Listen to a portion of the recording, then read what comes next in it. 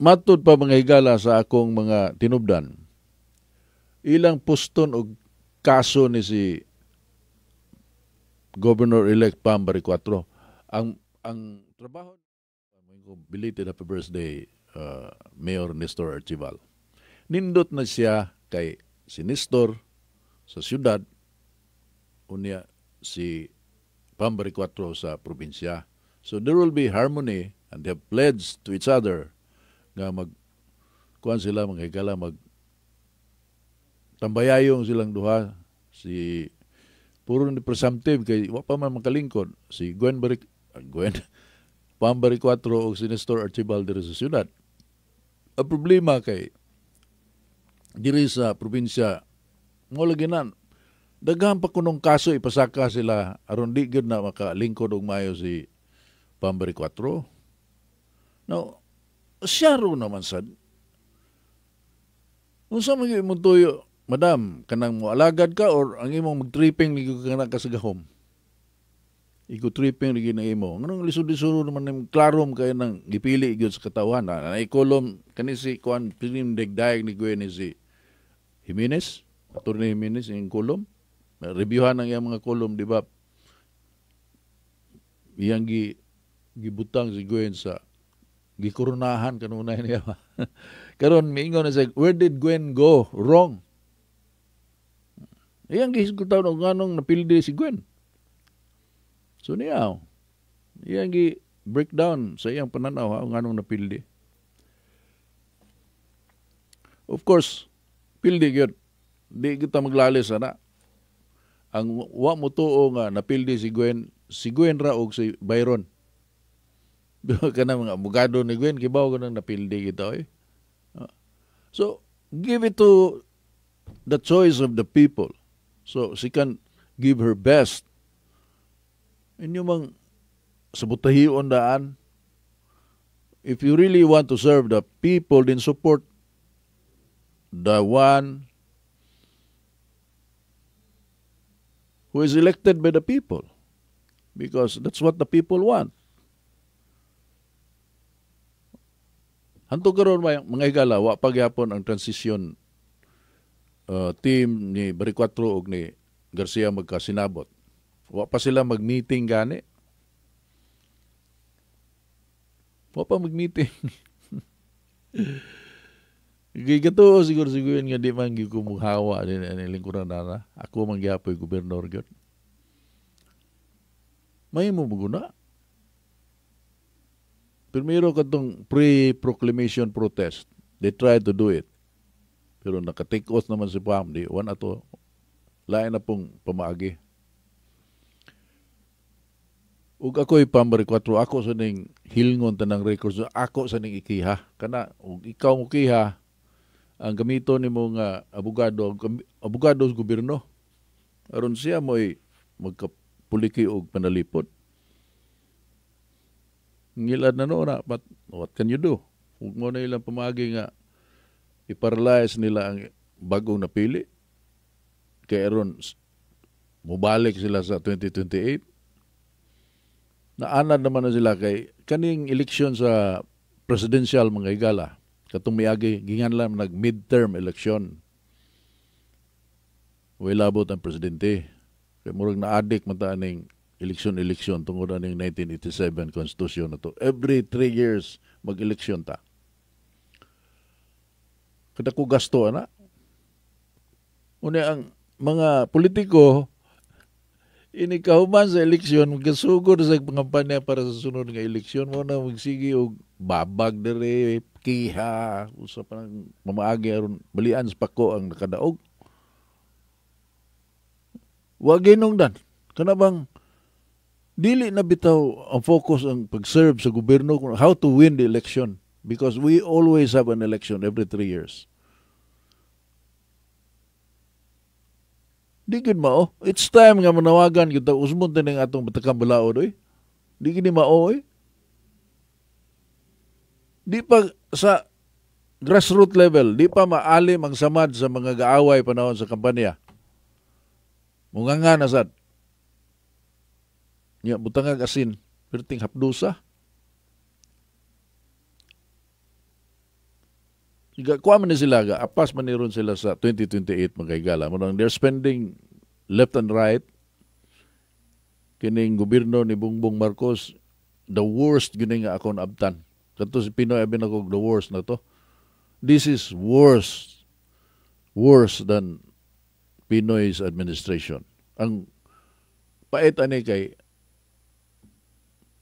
puro ko na biktima dong. Sa personal ba? Pero tisuporta na ko Pinoy, pagdagag, presidente ni Pinoy. Napagugoy mga t-shirt nga yellow. Kay kada adlaw, yellow may ako isulob.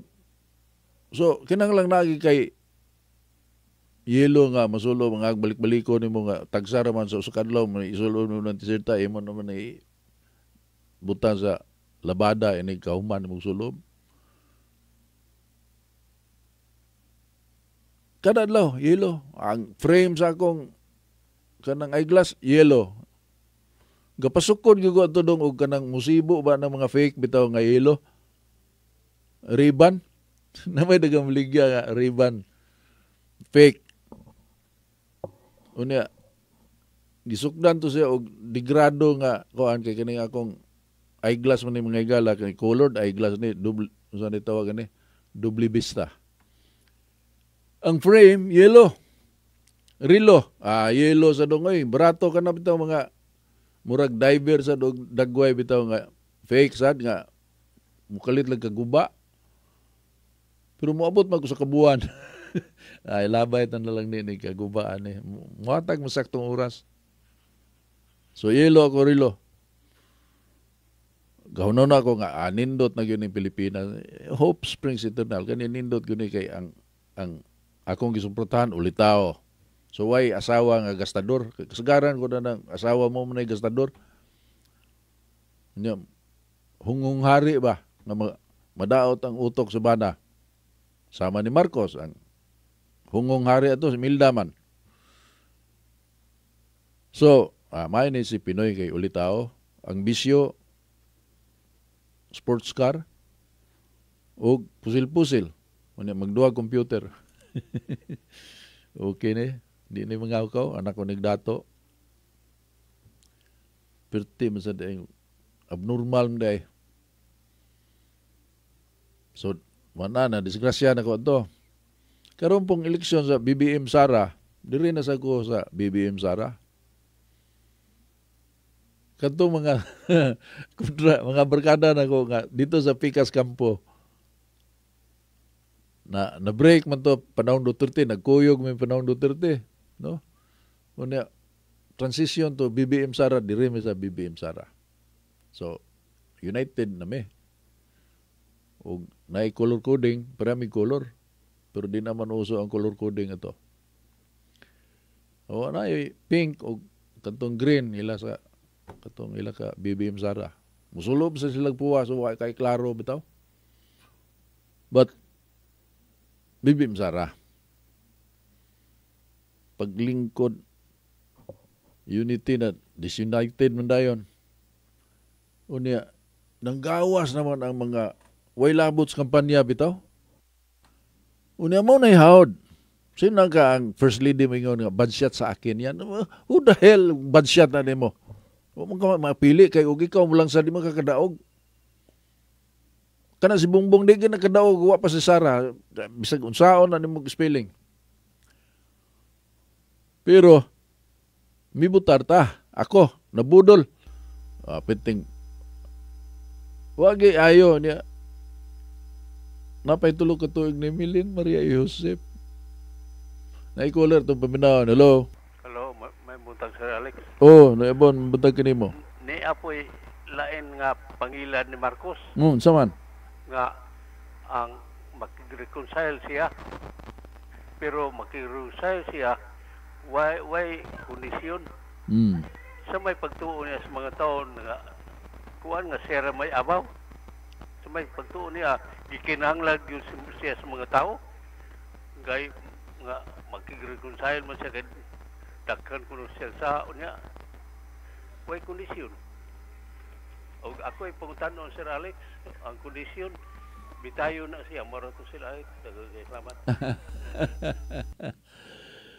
Kung hindi ko na natawag ng OOTD. Unsa nang OOTD? Mura ba o 007 ba pero kaning OOTD. Outfit of the day day ko na kanang siyempre kada adlaw mag-ilis mo gito no. Si Gwen inig ilis siya karong adlaw murampa dayon na siya niya. Mao lagi dayon nang gawas na ron ng mga video. Sayaw dayon siya inig-suod niya sa iyang opisina, magsayaw siya na kay ana. Pag eleksyon, iyan ang gigamit sa kampanya. Napay kuan kanang matching sound ba nga? Gwen. Yung mag-ana-ana din sa kanang time pa, nganong nasigutan to? Katong 80s man na nga walk like an Egyptian, the Bangles. Mo man uso kanang mag-ana bitaw dong. Kanang kamot ba nga ana, walk like an Egyptian. Tanawan ninyo ng mga bahin sa pyramid bitaw na mga documentary na mga mysterious na mga kinsay gigatukod ng pyramid sa Egypt. Unya nada ito yung mga nitibo, karaang nitibo, gusulo ba ng mga outfit sa karaang panahon ba? Unya mong walk like an Egyptian. Walk like an Egyptian. Ano da yun? Kasi sabi, Gwen. Kikiyay lang siya dito, anak. Siyempre, ang mga tao, hakot crowd, mananaw yun, anak ba? Mananaw yun, siya starring dito sa isayo. Why problema na og angayan? Pa, di man angayan. I mean, objective ta, dili ni og bias ni akong assessment. Unas tanan, di na siya angayan magsisayo, guwang na siya. Wa man katuom sa siya nga siksi gapon siya na sa isayaw. Mubutar ka na. Di Pambari 4 sa isayaw masad pero graceful ba si Pambari 4 ba niya kanang dili serious bitaw ang nawa nga galingaw-lingaw lang og sayaw ana siguro parang every time sayaw siguro nanood man. Unya inig diskurso mga gala adto na madaot mga saba ana niya mangambog gidawdaog kuno siya nay mga video nga kanunay kuno silang gidawdaog dong kay siya gahupot sa gahom mubaw siya giyon sa mga pagdawdaog wa ko kasabot ng gidawdaog wag gyud nasun na ako yung mga amigo das kampo ni Gwen wag gyud mo katambag ni madam naapa ko dito tambagan ako ayog sa sayo hunong nana kana nang imong style kana nang kuan ka high level na ba? Ayun, nag-appeal na sa sayaw. Total, naman ka sa gahom. Unya, naman kay mga accomplishments ipakita na. Ayun na sa sayaw kay mabadjat ka diya. Pero unang nakaingon ko ni Gwen, kana yung iyang pagkabalingbing. Oh. Gingan lang istorya ni kuan kining Attorney Jimenez. Matod pa, given today's changing political landscapes, Gwen opted to support BBM and abandon the Dutertes. She is now facing the consequences. Matod pa. All the Alianza candidates for senator in Cebu suffered defeat. Sino nga tanang kandidato sa Alianza? BBM nga mga kandidato pagka senador, pildi ko diri sa Cebu. Ang nakadaog si Tulpo ug si Pia Cayetano. So matod pa ni mo nay mo gana kung basa niya kay naay data ba. Mo ko kibaw nga ang nakadaog si Cayetano ra day ug si Tulfo diri sa lalawigan. Si Tulfo ra ug si Cayetano mga higala. Unya iyang gi atras pa gyud siya sa kasaysayan si Jimenez, hindi pa kuno dugay sa diyang si GMA Gloria Macapagal Arroyo ousted then House Speaker Bibot Alvarez. Panahon ni Duterte pa nga administration. Niya si Bibot Alvarez mo'y speaker. By the way, kini si Bibot Alvarez mo ni mo kaubag inom-inom dito sa Davao ni kuan gini attorney Ruben Canoy. Una din na sa Cebu dong si Alvarez pag utaking sa mga membro nako sa Federal Advocates for a Better Philippines. Dito na si Pibot. Di lang mailhan. Kay t-shirt, hindi magchinilas bitaw ka ng Islander bitaw nga t-shirt dong. Hindi mo tanaw man sa kignawang sa personal. Pero tanaw na ko sa TV, tiguan. Pero tanaw na siya. T-shirt lang maglakaw. Ano ba? But anyway, niya. Not too long ago, when GMA ousted then House Speaker Bebot Alvarez upon the instigation of then Davao City Mayor Sara Duterte, Gwen, as Deputy Speaker at that time, kongresista siya Deputy Speaker, decided to stick it out with Alvarez. She refused to heed the call of Sara. Gwen refused to support GMA despite all the past favors extended by GMA to her and to Cebu. She also reaped the bitter consequences. So, dito siya ni Alvarez dahil Duterte pa to. Gwen forgot how GMA helped the Garcias in the past when GMA was president. It was GMA who appointed Winston Garcia as president and general manager of GSIS. It was GMA who gave Gwen tremendous support when she was suspended. GMA even honored Gwen when GMA took her oath of office when she ran again despite her earlier promise not to seek re-election. The Garcias and the Arroyos were lovey-dovey when it was convenient for both of them. When GMA needed support to depose Alvarez as Speaker, Gwen abandoned GMA. Now, Gwen opted to be with BBM, whose forces in the House stripped GMA of all leadership positions. That was another major mistake.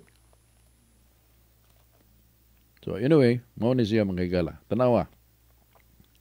Could you have imagined that the Cebuanos voters could make the virtual unknown as among Duterte's endorsed candidates win? Characters like Jimmy Bundok, number 3, Bongo and Bato de la Rosa.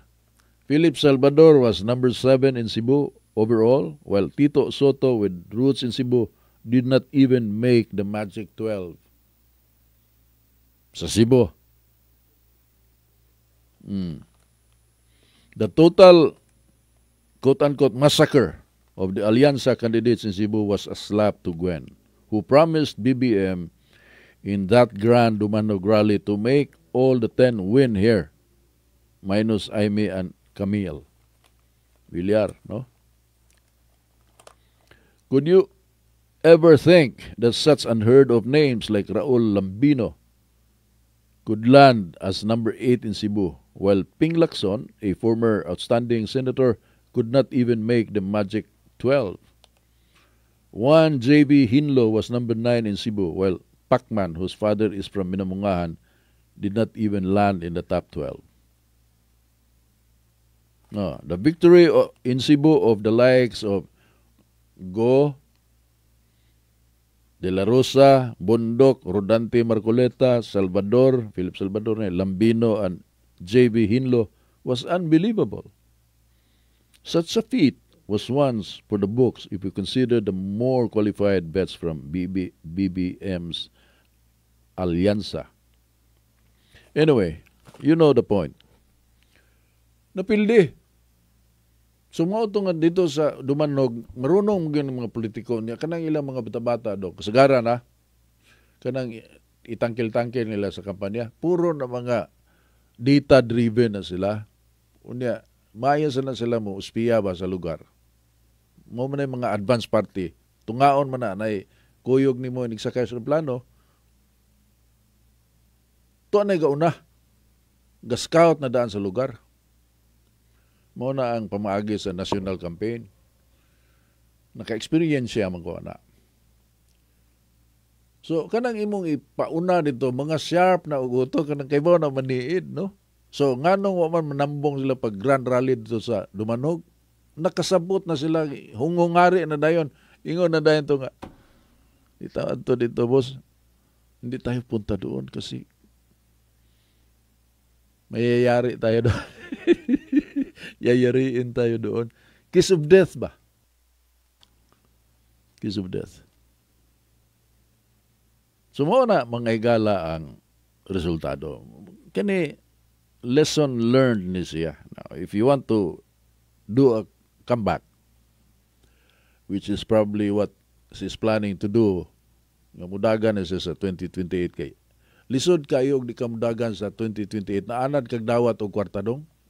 Magbaha ng kwarta sa 2028. Ang problema ni Gwen, unsaon niya pag-establish og kanang mileage or kuan ba, kanang leverage ba? Nga mo paingon gihapon niya ang funding gikan sa kauluhan padung niya. Nga mo adto gihapon ang mga kandidato niya. Gani problema sa nang Pambari 4 kinsay ang daghamang muduol sa incumbent. Unya nay kwarta daghan. Kana si Gwen dito nang binay. Si Mike Rama dito nang binay pagsugod sa kampanya sa panahon nilang Duterte. Dito na sila. Kay si Binay may kauna leading sa survey, incumbent vice president, unya daghang kwarta. Kato si Sani Osmeñas Toledo, Binay sa to. So diyang gi-atake na sa bulldog nga si Trillanes na natoy istorya nga irkon ang pigire. Ang mga binuhing baboy ni Binay irkon dito sa Tagaytay kay buong kung nganong irkon mas Tagaytay bugnaw kani Tagaytay dugay gupuyo sa Tagaytay. Propaganda gyud, propaganda. Ya, sigundaan din sa kuan kini inquirer o kanang ABS-CBN na nadiskuido sa Binay. Wala ka provide si Binay sa iyang gipasaling nga kwarta. Nakahatag primero, wala ka segunda. Awan na, biyaan. Malingbing na yun. Ano ya? Unsama na niya ron. Mubalik na siya sa kampo ni Duterte nga most likely mo pinakalig-on nga gawasog ma-impeach ko na si Sara. Kanang matangtang ba? Nga din akadagan. Una, og di kadagan Sara na pa man si Bungo. Number 1 na Bungo daga na mo pasilong na po dito. Adto ka muduol dito. Kay kana sila si BBM di na nagad. BBM sa may interes BBM manam siya. Si Tambaloslos di na kadaog. Bueno, og imo tuyo pangwarta lang, naadyo kay kwarta na, pero og ambisyon kag makahupot kag pwesto sa gobyerno kadaog imong kandidato. Ayaw paglaom. So, magproblema na. Magproblema. Pero magpabaga lang ta sa naong, okay naman siguro, kaya di man sa maumaw. Anyway, mga higala, marada ito isgutan rong adlaw niya. Kanang budget sa, dagang kapaabot gapon na ng 1.2 billion nga budget para sa kanang supplemental budget, no? Wa man day matuki kagapon. Wa man diri sa newspaper. Kuan. Dagang kapaabot og unsay may tabo sa kining Kapitolyo kagapon atol sa ilang sesyon. So wa pa gyud na mulusot ng 1.2 billion. Ang pangutana lagi nganong bidas sa ngano na may mga hiskot pa siya mga investment, promotion. Humanaman ka.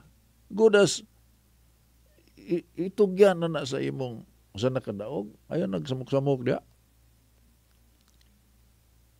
Magkuha pa siya, diskurso pa siya, na pa siya mga panlantaw ba. Yeah. Defeat is an orphan. Nasa video ba. Defeat is an orphan. Salamat siya nga wa siya ma-orphan. Kay gisputaan ba yun? But again, money can only, there is a limit to everything.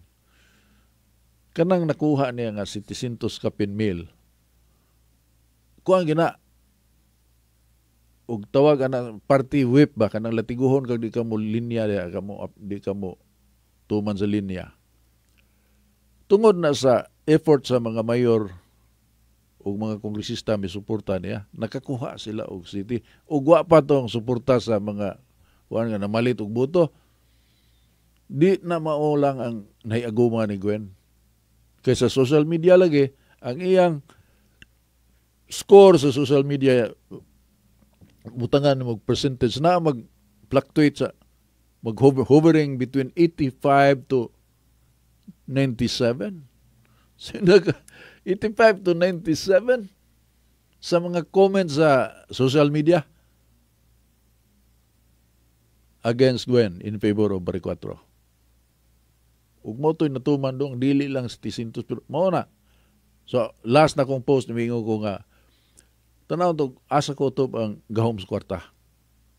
Kaya ba kung ilubong ni, pero asa ko to ang gahom sa kwarta, maka overcome ba ni sa negative or mapildi na ay close fight. Lubong yun, o gwa pa kwarta, labaw pang lubong. Katong 85 to 97, mao to'y may tabo. O butan to sa tunga-tunga lang, plus and minus, butan to sa tunga-tunga. 87 to 95, 3, 8, butan 4, 87 plus 4, 91. 91% yung labaw. Naalang si Kong. Aris Talisay, may kontra ang mga gulyas. So nakatabang silang maayo ni Gwen. Lubong gyapon. Diri sa Liloan, wa magwanta. Wa kadaog. Ila support nga supposed to be baluarte. Wa kadaog. Anyway, mga higala, sa kauras gyud. So salamat sa inyong pagsunod kanunay.